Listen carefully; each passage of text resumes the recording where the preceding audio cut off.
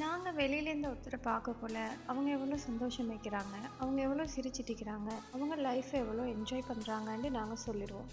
ஆனா, அவங்கள்கிட்டயும் ஒரு நிமிஷம் நாங்க டைம் எடுத்து பேசினோம்னா, அவங்க மனசு விட்டு அவங்கள பத்தி பேச ஆரம்பிச்சுட்டாங்கன்னு சொன்னா தான் எங்களுக்கு விளங்கும்.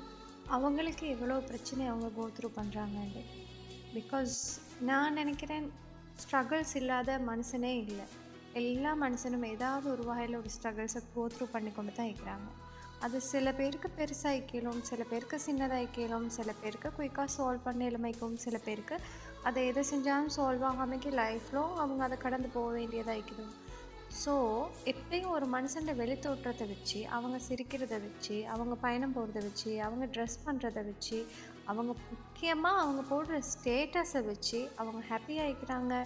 எங்களுக்கு மட்டும் தான் இப்படி இருக்குது. நாங்க தான் பேட் லக்ல இருக்கிறோம்னு மட்டும் நெனச்சு, உங்கள நீங்களே நொந்துக்காதீங்க. எல்லா மனுஷனுக்கும் ஏதான ஒரு வகையில ஸ்ட்ரகிள்ஸ் இருக்குது. அது அவங்க அவங்களுக்கு மட்டும் தான் தெரியும்.